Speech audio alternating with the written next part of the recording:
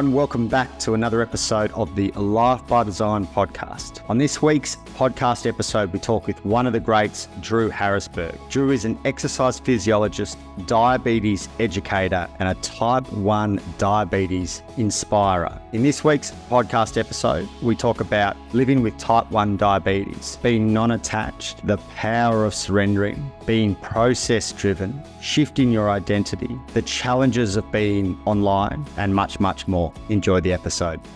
Mr. Drew Harrisberg, welcome to the podcast. Thank you for having me. I'm excited for this one. Do you get called Drew all the time? Is it Andrew? Do you get called Andrew by your family if you're in trouble? Yeah. Yeah. You know what's going on. My mom just can't stop calling me Andrew. Drew was a name that I adopted later in life. It was a university nickname. So my parents called me Andrew, and for some reason, my really Aussie friends call me Ando. Chuck an O on the end of anything and it becomes Australian. It works, yeah. Drew is the new name that I'm working with. Perfect. Mate, plenty for us to talk about today, which I'm excited about. But before we get started, can you give the guys a 60 to 90 second spiel of who you are and what's got you to where you are today? Yeah, absolutely. So I'm living with type 1 diabetes. I was diagnosed when I was 22 years old. Before that, I was a very health conscious, keen on sport and wellness, even as a young kid. And I went to university and got a degree as an exercise physiologist. And then I was diagnosed shortly after getting my degree. And then I went back to uni and decided to be a diabetes educator to obviously try not just better my own management, but help other people as well. But now, I most of my work is online, sort of similar to you. So programming and coaching, helping people with diabetes, all ages, all kinds of diabetes, type 1, type 2, and, hosting retreats and doing all these in-person events. But yeah, essentially my world is very much online. And now I'm trying to transition it into that, in-person, go away with a group of people and really try to have those transformative experiences. What shifted for you at 22 when it became apparent that you had diabetes? Like what was, and I assume your relationship to diabetes has changed in more recent years, but what was the initial inner dialogue relationship to that diagnosis? Yeah, I mean, the diagnosis was so hard because when you contrast to who I was just before my diagnosis to then getting the diagnosis, that's what made it so difficult. So if we sort of go back in time, early 20s, right? Finish university. I'm in the midst of getting my accreditation to become an exercise physiologist. I was a musician at the time. So I was playing gigs all over Sydney, 3-4 nights a week at these cool venues and bars and, playing shows, selling tickets to my own shows, even playing my original music and doing cover music. And it was just like, I just signed with a modeling agency and like life was too good to be true. And then I started to get these signs and symptoms that at the time I didn't know had anything to do with diabetes, but in hindsight, very obvious. Like, eating so much food, but never being able to put on any weight. In fact, losing weight rapidly and just so tired, like crazy exhaustion. And I've told a few stories before about moments that I fell asleep during the day that were very scary. So in the midst of my accreditation, I had to do an interview. So face-to-face interview in person. And I fell asleep in the interview, like literally dozing off, could not keep my eyes open in the middle of this interview with the exercise physiologist of the cardiac rehab ward that I was trying to get a job at. And then, driving home each day from this placement that I was doing at this hospital, I was falling asleep at the wheel. So, it was just, I knew something was wrong. Long story short, I get this diagnosis in a way that was, extremely out of the blue. I'm sitting next to my dad, who's a doctor in the diabetes clinic that he works at, and they're basically diagnosing me in the clinic. And it was that moment I was like, life was so good. And then I get handed this set of cards and I'm like, well, now my future it's doom and gloom. Life's over. Feels like a life sentence. I feel like a slave to this diabetes thing. Didn't really know what it was. Had to start to identify with this new condition that is going to be a lifelong condition. So I went from this like fit, healthy, happy, thriving guy who, I had dreams of becoming a musician and, live in LA and become a model and all this shit. And basically they've said, well, actually, here's your new life. and it doesn't look too good. And they sort of tell you, they give you the fear talk to try sort of scare you in a way into, they want you to understand what the potential consequences are of being diagnosed with diabetes and not managing it well for years. And it is scary. You can go blind, you can have kidney disease, nerve damage, foot amputation, end up on kidney dialysis, all of these things. So I then thought, I projected my future, and I'm like, well, I'm just going to be sick and die, well before I should because of this condition. And thankfully, I've managed to completely turn that all around. But yeah, you can imagine how dark it was at the time getting a diagnosis like that.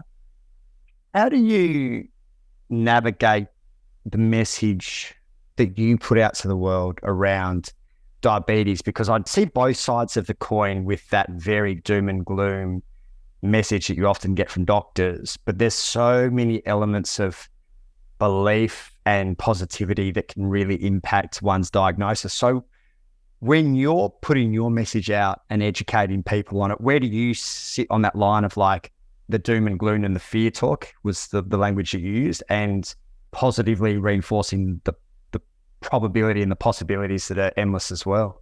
Yeah, I think it is a fine line between the two, because I've seen diabetes ruin people's lives. And I don't want to pretend that it's easy and it's all glamorous and you can have the best life ever. And I mean, you can, but I've also seen it derail people and cause a lot of psychological turmoil and ruin relationships, and physically can be, very difficult.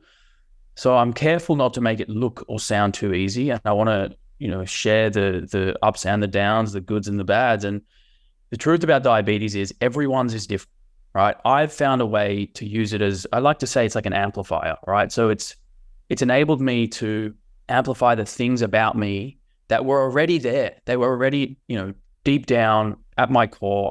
My values, my interests, my passion for movement, for exercise, for eating a healthy diet, all of these things were already there. And this diagnosis amplified all of those things, right? So it made me more of who I already was.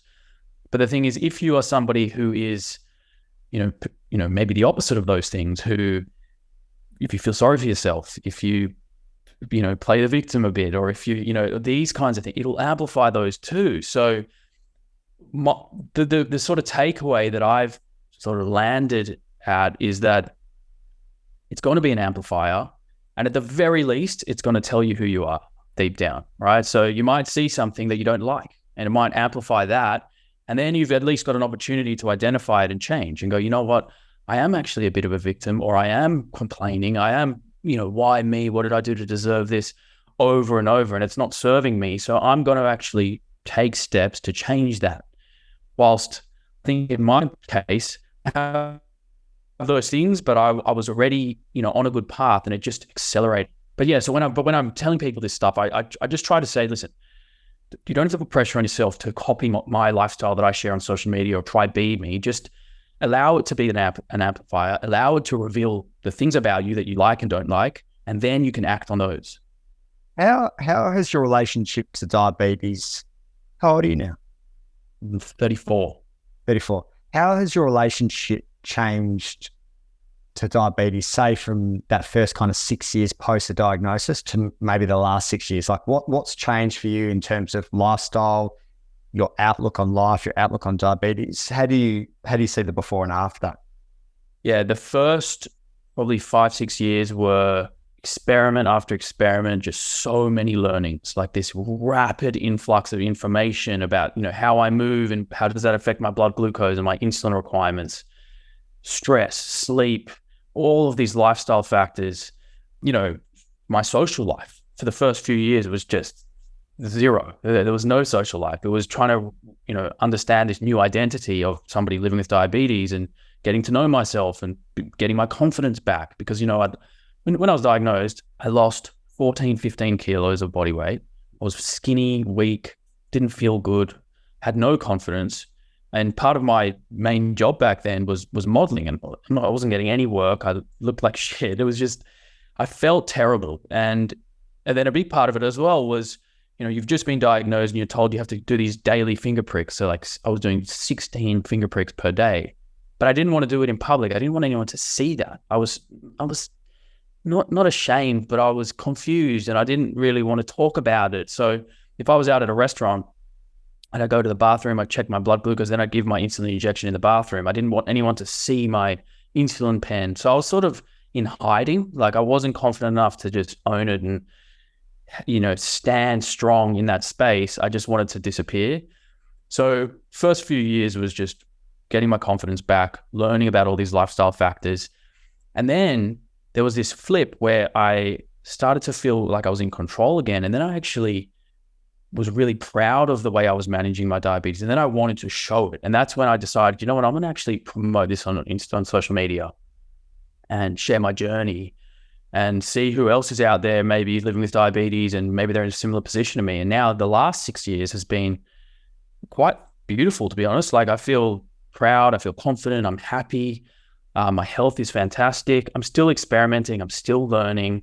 That's never going to stop. I think that's the one part of this journey that is inevitably going to just always continue to go forward is the learning part of it. Because even when you think you've got the hang of it, you think, okay, I've got this dialed in. I'm succeeding with my management. It just throws you a curveball. So there's always something to learn. But I think like the last few years, I'm really finding, that I'm experimenting a little bit less. I definitely was doing a lot of experimentation in the beginning.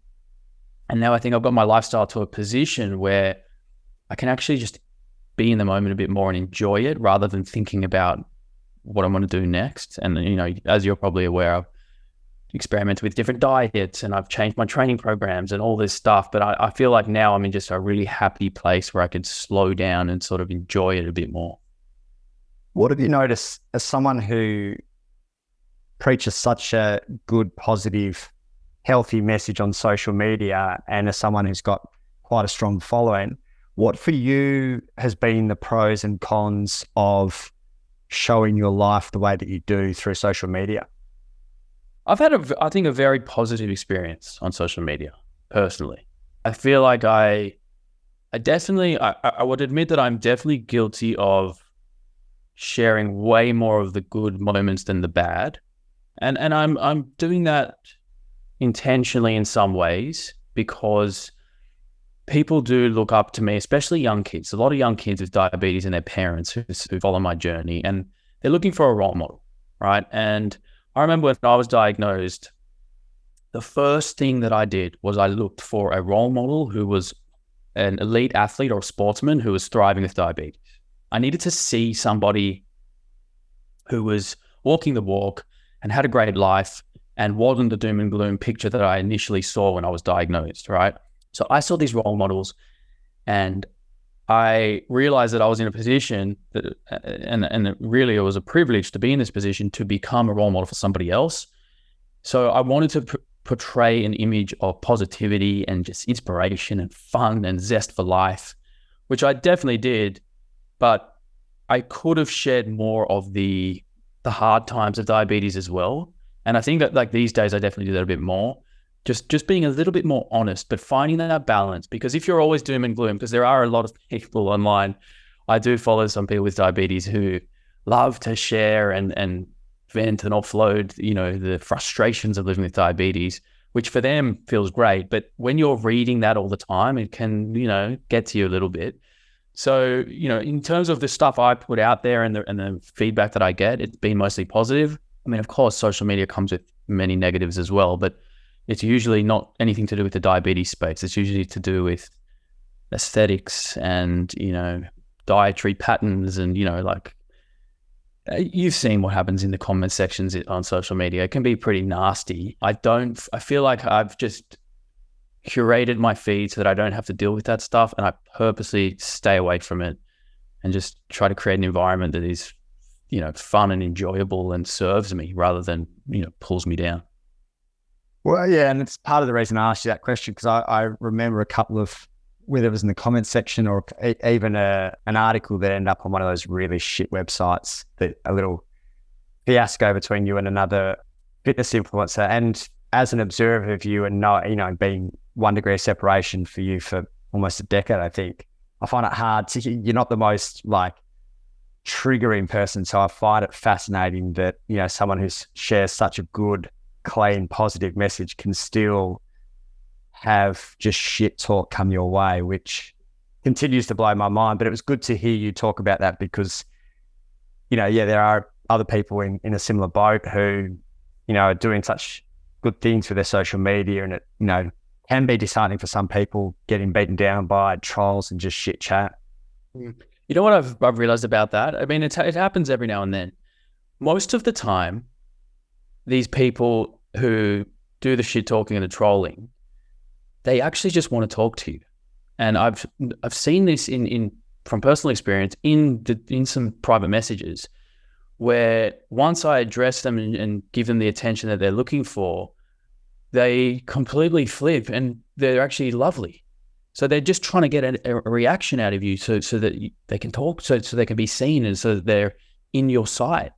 And, at the end of the day, if someone wants to come at me for the stuff that I'm promoting, then it says more about them than it does me, because all I'm doing here is sharing health and wellness information to try and improve people's lives. If you've got a problem with that, wow, it's a reflection of your own life, that's for sure. 100%.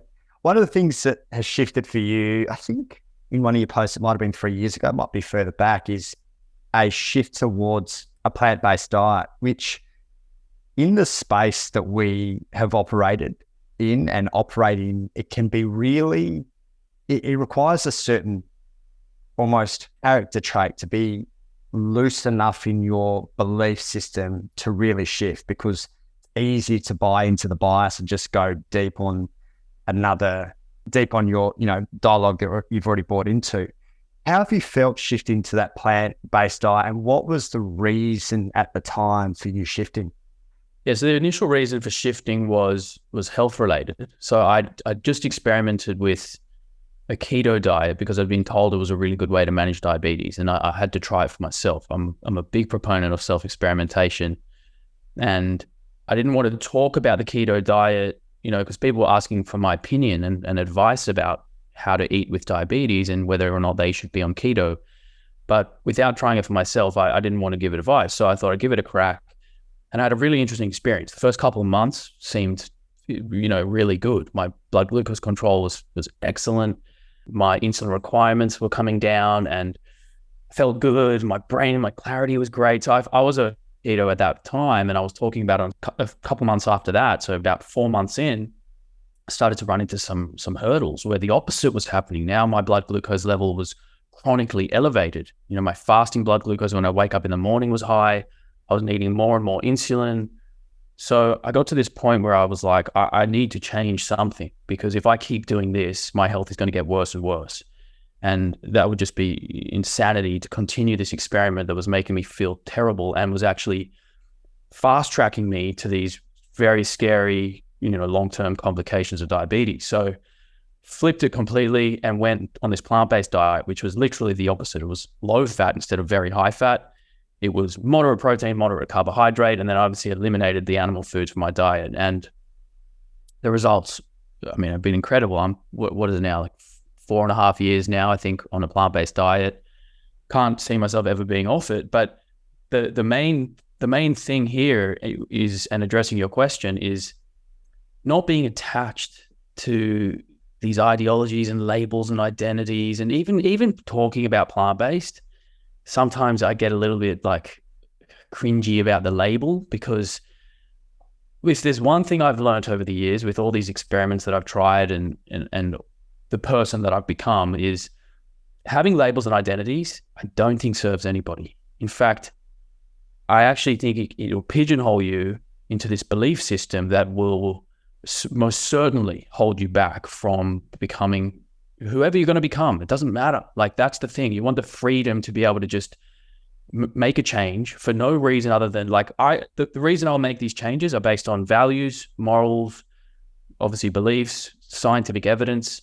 But if you pigeonhole yourself, label yourself, well, then you've got very limited space to change. So I'm sure I'm going to make many other changes to my life over the years. So I don't like to just stick to labels and stuff, but I will say that the current way of eating or dietary pattern that I'm following, you can get the benefits of it without being labeled vegan or plant-based or going 100% there. It's a spectrum. And if you go 85% there, you're going to get fantastic results. some people's plant-based diet may look like a Mediterranean or pescatarian, or there's different iterations of this way of eating. But more than anything, it was just a reason for health. And then it evolved into quite a bit more. So obviously my love for animals, the ethics side of it, and then the environmental side of things. But again, you don't have to be 100% all in to be able to take a step in the right direction. What for you, so based on plant-based, what for you feels good at this stage? Like, what does plant-based look like to kind of also address exactly what you said of like, there's a lot of fluidity and flexibility in terms of, your beliefs as they evolve. But at this point in time, what feels good for you around the kind of plant-based? Well, the most important thing is that my diabetes management is under control. And being plant-based has allowed me to improve it's called like an insulin to carbohydrate ratio, which is a very important number when you have diabetes. You got to understand, for 1 unit of insulin that you inject, how many grams of carbohydrate can you metabolize, right? So when I was on a very, very high fat diet, a high saturated fat diet, on a sort of keto style diet, your body becomes almost intolerant to carbohydrate, but very good at utilizing fat as a fuel, right? So that ratio of insulin to carb was quite poor, but now it's the best it's ever been. Like 1 unit of insulin, I can eat 20, 30 grams of carbohydrate. So it just makes it easier for me to, day to day, eat my meals and know that I can actually control my blood glucose in a really nice tight range, that my time in range is good, my average blood glucose is better. So from a diabetes outcomes perspective,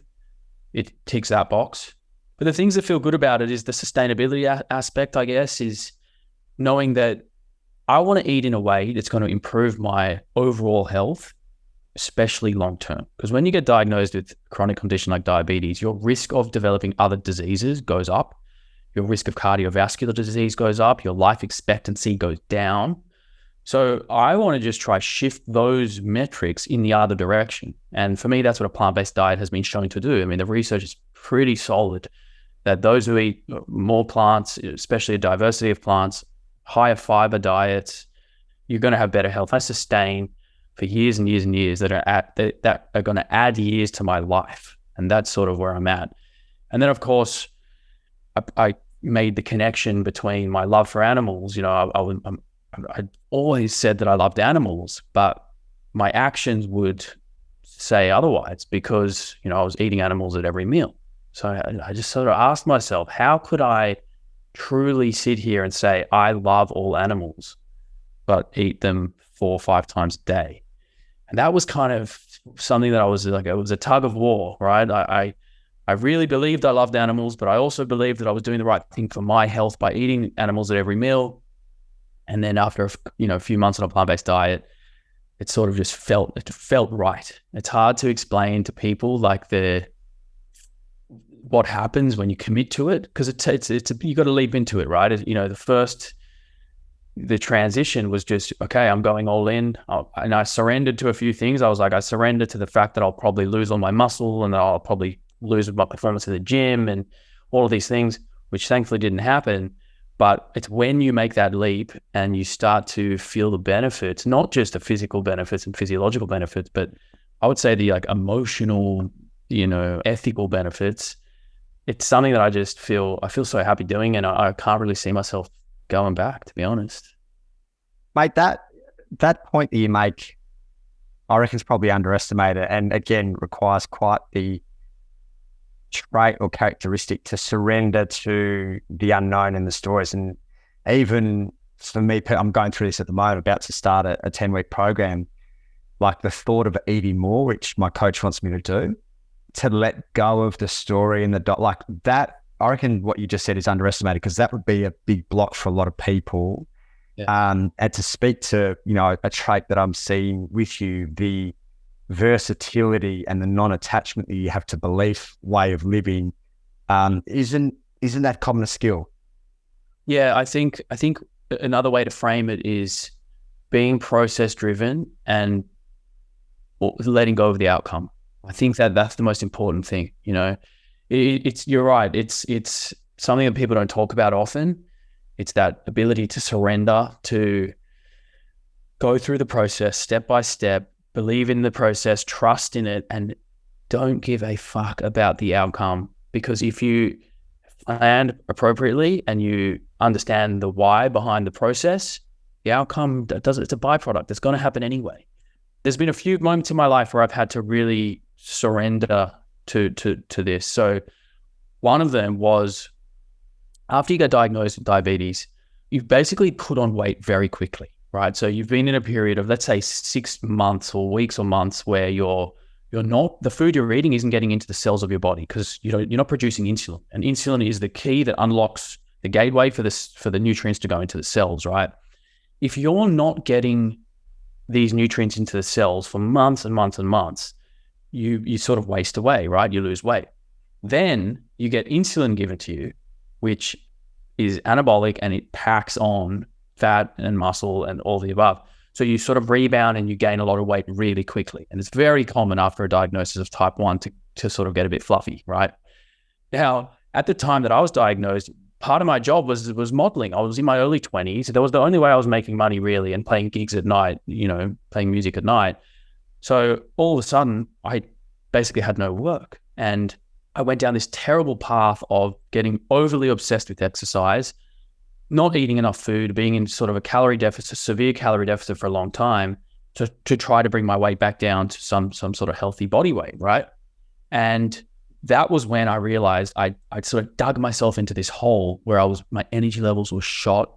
I've fucking destroyed my testosterone. I've got a few blood results from that time that I look back at, and I crashed my testosterone because my energy expenditure was extremely high. My energy intake was extremely low. And it's that gap, that mismatch.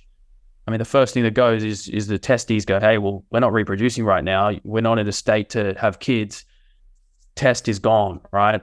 And I felt so bad. And I knew that to fix this problem and to rebuild, I would have to surrender to eat more food, bring down my exercise levels a little bit because I was overtraining. Part of the surrendering was, I'm going to gain weight. I'm not going to look and feel my best, but I know I have to do this. I know it's important. It's all about knowing what the process is and just surrender. The outcome, it's a byproduct. It will happen. You'll get healthy and you'll get back there.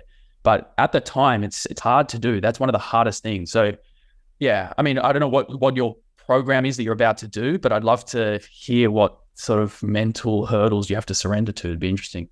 Yeah, well, I mean, exactly that. And, as someone for you who, I think anyway is quite a good looking rooster and would have used your body to your advantage in the modeling, like that's an identity shift that needs to happen and a letting go, which, we have, I mean, you've spoken really nicely to your ability to detach, which again is quite the trait that not many people have, but like there's an identity shift that happens in that process for you as well, I assume. Absolutely. Yeah. And then again, as the journey's gone on, the more and more I've learned about this is to minimize my idea of identity, even just identifying with who I am. Like some people ask me like, so who are you or what do you do? And as soon as someone says like, tell me a bit about yourself, we talk about our degree. I mean, I just did it now. I'm an exercise physiologist. I have type 1 diabetes. Like these are these things that I identify with, but that's not who I am. You know what I mean? Like that really doesn't tell you anything about my values really, or who I am deep down. It just tells you the sort of things I've done or achieved or what I've done. So yeah, just thinking about identity again, like I actually more and more, I try not to identify as somebody living with type 1 diabetes. Again, another label that I just don't need to have attached to me all the time. Yeah, I mean, it's just as I get older and older, I tend to cut away all these different labels and identities as much as I can. It's I'm fascinated by this piece in particular because obviously the two of us have been in the fitness, or we're in the fitness space for 15 years, and there often is a element of identity that brings people together. And I assume through your social media, identifying as a diabetic brings people together. And it might, that community, that empathy, in sharing each similar struggles, there's an upside to it. But exactly as you said, there's potentially a restriction and a downside beyond that as well. Did you feel you needed a sense of community and to identify with other diabetics in the initial stages prior to now being able to let go of that identity as a type 1 diabetic? Yeah, that's a really good point. So building community requires you to hold your ground in some, like to identify with something, right? So whether I'm the diabetes educator or the guy with diabetes, I've got to identify with that to a degree to build community. And it's actually funny because so just after I was diagnosed, I went down this sort of path of trying to find out what is the best diet to manage diabetes. And the first thing that I sort of Google searched and landed on was a paleo diet. So for many, many years, I was in this like primal paleo low carb community. And I built quite a bit of my following going down, educating about that sort of thing. But then when I transitioned to plant-based, pretty much all of them dropped off, right? So then I realized, well, so I had this community of sort of low carb primal paleo, but as soon as I didn't identify with that anymore, they went, right? So it was social media is so fickle where people will only follow you or listen to you if you confirm their biases or if you believe what they believe, right? A few held on, and there's still a few around who I'll get a message every now and then and go, I've been following you since day one. It's really interesting to see that you're now plant-based, and they might be, somewhat carnivore or like a very, very heavy, meat heavy diet, but they're still there because the reason that they followed me transcended this identity of being a low carb guy. It was about being honest and authentic and sharing as I went and, promoting this journey and trying to help people in general. It wasn't just because I was the keto low carb guy. So yeah, I think like the community side of things, you have to share that part of yourself. But again, I'm very well aware that it could drop off like that. People are pretty fickle. It's such a interesting, and I think the world that we live in with algorithms and everything else, the filter bubbles getting even tighter in terms of, you're so deep in your bubble. And I was really impressed, one of your good mates, Simon Hill, when he spoke, he was doing a workout with a carnivore guy. And I was like, I messaged him. I was like, mate, that's awesome to be open enough in a world that so bizarrely like hates on people for a different, political stance or different diet or whatever. So, for both of you to have that diverse, I guess, outlook and non-attachment from an identity point of view is such a brilliant trait. Do you find that, people that are potentially it's such a bizarre concept, but people that are haters for different food choices, like what's that like for you as you stand pretty clear on, at this stage anyway, what feels best for you? Yeah, it is weird, isn't it? I saw that post as well, Simon training with who many people would say is his enemy. I mean, I hate to say that that's what people are saying. I've seen this vegan guy training with this carnivore guy, and it was interesting the split between people that were commending him for, doing such a thing and thought it was, such a refreshing thing to see these two people with polarizing views on the world and coming together and just enjoying a workout together. So some people were like, that is awesome. And then others are like, this is so disappointing. I cannot believe you would promote or platform this quack or this guy or, so it's down the middle. You've got to have people that agree and disagree, and you're never going to make everyone happy. You're never going to make everyone happy. So the only thing you can do is just be yourself and be as authentic as you can. I mean, if you're trying to filter everything you do to please people on both sides, it's fucking exhausting. Like I hope to never, ever do that. I don't want to please everyone. As long as you're just being you and just trying to share what you want to share. I mean, there are times though where I want to say something or have an opinion or share something, and then there's that voice in your head that goes, is it worth the backlash? Do you really want to, it's exhausting having to deal with this. Do you really want to ruffle the feathers right now? And then I'll often say, I'll just let it go.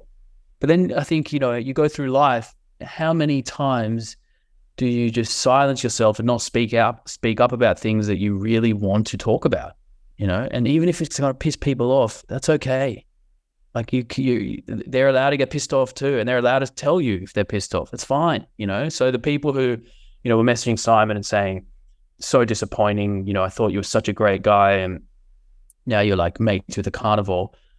It's like, okay, they're allowed to have their opinion too. Like, let them have it. Let them. We need to have thick enough skin to be able to deal with that. I think that's probably the best way to handle this terrain, because it is tricky though. I mean, social media can be You've seen what goes on there. It can be pretty disgusting in many ways.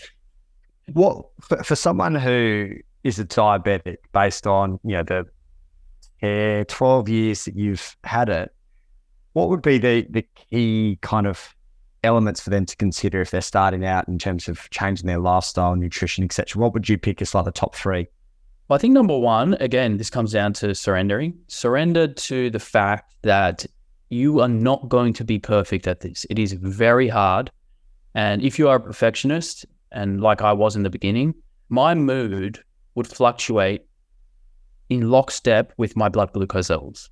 Blood glucose goes up, I'm pissed off, angry, frustrated. Blood glucose goes down too much, same thing. So I'm on this roller coaster of emotions all day long as my blood glucose is going up and down, right? So eventually I had to surrender to the fact that it's going to fluctuate. Diabetes is so hard to manage. It's such a difficult and dangerous condition. I just need to surrender to the fact that it's not going to be perfect, but I'm going to do my absolute best. Like, it's not my fault that I got diagnosed with diabetes, but it is 100% my responsibility to control it and manage it the best way that I can. So number one, it's don't let perfection get in the way of progress. Number two, be willing and, seek out these self-experiments that you can do on a daily basis. Keep trying new things, collect the data, be meticulous about what action causes what result. It's like so important, because if you go through your life with diabetes mindlessly, and not switched on, you're not conscious, present, and aware, and random fluctuations in blood glucose, but actually they all had a cause. And if you're mindful, you'll go, okay, I realize why my blood glucose is high right now. I ate that food, I didn't wait long enough for the insulin to kick in, or I didn't walk after the meal, whatever it is. So do the self-experimentation, do it every single day, collect the data, and be super, super aware of your actions and what the result or the outcome is at the end of that. And then lastly, I would say, don't forget to smile and enjoy the process, because as hard as it is and as difficult as it is, you could manage your blood glucose perfectly. You can do everything right on paper. And if you're not happy, what's the point? It's just that you get to the point where, because it's such a data-driven condition, right? You're always looking at numbers every single day. And it can be just so exhausting. A lot of people get diabetes burnout, where they get to the point where they just don't care anymore. Like, you could say to them, hey, your blood glucose control right now is really, really poor. Your average blood glucose is extremely high. Your risk of developing all of these really scary chronic conditions is now, it may become a reality in the coming decade. You need to, take control. And they'll say, I'm exhausted. I don't care anymore. I hate it. I hate diabetes. I don't want to live like this anymore. And they just completely let go. So the point is like, if you can't enjoy yourself and enjoy your life, then what is the point of even having perfect blood glucose control, right? If you're just constantly, it feels like a full-time job, and you never signed up for it, and you can't quit. So you're just on all the time. There's hundreds of decisions on a daily basis that you have to make that are related to diabetes health. So I just think we need to find joy in life. And it's usually the simple things. For me anyway, the simple things are where I find the joy. It's like my morning swim, drinking coffee in the sun, scruffing my dog's head, giving my partner a hug. Like they seem so just everyday sort of blasé things that you wouldn't really focus on, but those are the things that really add a lot of value to your life. Of course, exercising as to the best that you can, and eating a diet that's healthy, and all these things are important too, but don't underestimate the simple things. Maybe if people want to find out more about you, the work you do, programs, coaching, etc., where's the best spot for them to find you? So most active on my social media platform is Instagram, where I'm most active. Dennis is at the end of the room, and he's about to chat. I can hear him talking. Yeah, Instagram, Drew's Daily Dose, and then my website, drewsdailydose.com. And, my website, I'm actually trying to build a coaching platform now, a diabetes coaching platform. I'm hoping to launch it pretty soon, but, the main stuff up there is some written content, and then my training program, which I just released as well, which I'm really, pretty proud of. There's a lot of work that went into that thing. It was essentially all of the years of experience in the gym and being an exercise physiologist and understanding the research and consolidating it into one, ebook, 50-page ebook and training program. So there's that as well. Beautiful. Brother, good to talk, and appreciate all the insights around diabetes. But yeah, what I guess impressed me as well, just the life insights and the way that you go about things. So I appreciate you jumping on the podcast. Mate, pleasure to talk to you as always. If you ever want to do a round 2, I would love to be back. So let me know. Awesome. Perfect, brother. Cheers. Yeah, mate.